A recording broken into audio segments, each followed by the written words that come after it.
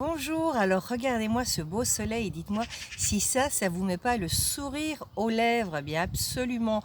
Hier je vous disais qu'un des éléments pour garder le sourire c'était également de profiter de temps morts où on ne fait rien d'autre que ben voilà, je n'ai rien à faire, j'en profite. Et bien c'est ce que je fais pendant ma pause déjeuner, il fait beau, je vais au parc et au lieu de me dire vite j'en profitais pour terminer le truc un tel, non rien du tout, si ce n'est ce beau rendez-vous que j'ai avec vous, mais ça c'est du boulot, c'est pas du boulot, c'est du plaisir. Alors lundi, on parlait qu'un des moyens pour être heureux dans la vie et pour garder le sourire aux lèvres, c'était la satisfaction de la tâche accomplie, la satisfaction du devoir accompli. Eh bien écoutez, on va aller un peu plus loin dans ce domaine-là parce qu'on va à présent partager, on va diviser le devoir à accomplir en petites étapes. Parce que si vous avez quelque chose de grand à faire, ça veut dire qu'avant de pouvoir célébrer et de dire ouf, j'ai terminé, ça va prendre beaucoup de temps. Alors on va diviser simplement ce devoir, cette tâche en petits morceaux et surtout on va faire des célébrations, on va se récompenser à chaque petite étape pour passer à du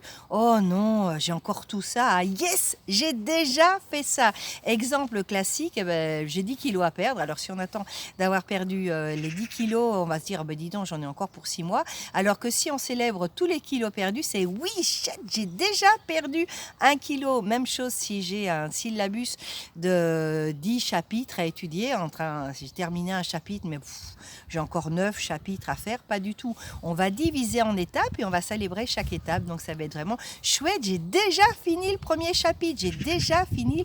Et on met vraiment des pauses et on célèbre chaque étape parcourue. Et ça peut s'appliquer à plein de choses. Par exemple, ça va bientôt être le nettoyage de printemps. Plutôt de se dire j'ai fini la chambre, mais j'ai encore tout le bas à faire, ça va être j'ai déjà fini la chambre. Et qu'est-ce qu'on va faire? Eh bien, on va se récompenser d'une manière pas nécessairement infantile. Hein. Vous n'êtes pas obligé d'aller manger un Mars pour célébrer la première étape, mais simplement on fait une pause. Allez, j'ai terminé de nettoyer tout l'étage, je fais une pause, je vais boire un café, je m'installe un petit peu sur le balcon où j'ai déjà terminé ce chapitre-là. Ça veut dire que je vais faire un tour dehors ou je vais téléphoner à ma meilleure copine. Enfin, c'est vraiment diviser la grande tâche en petites tâches et de célébrer chaque étape. Donc vraiment pour sortir du « oh non, j'ai encore tout ça ». Donc ça veut dire que ce que j'ai fait, ben, finalement, c'est ridicule en disant « yes, j'ai déjà fait ça ». Allez, j'ai encore une petite étape qui va me prendre autant de temps.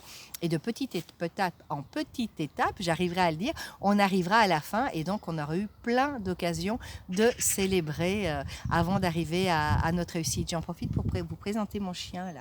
Vous la voyez? Hop, elle se laisse pas voir. La petite boule blanche là derrière, c'est Nouchka. Nouchka? Allez, Nouchka dit bonjour. Et voilà, vous avez vu, Nouchka. Enfin, ah, ça y est, elle vous parle aussi. Donc voilà. Et le fait de diviser les choses en étapes, c'est valable pour plein de choses. Par exemple, au lieu de vous dire, oh là là, encore 2 mois avant la belle saison, avant l'occasion d'aller prendre des bains de soleil, etc.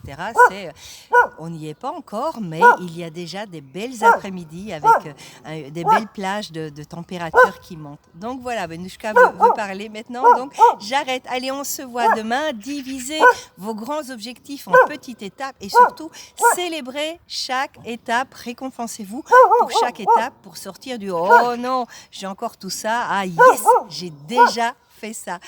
Allez, à demain.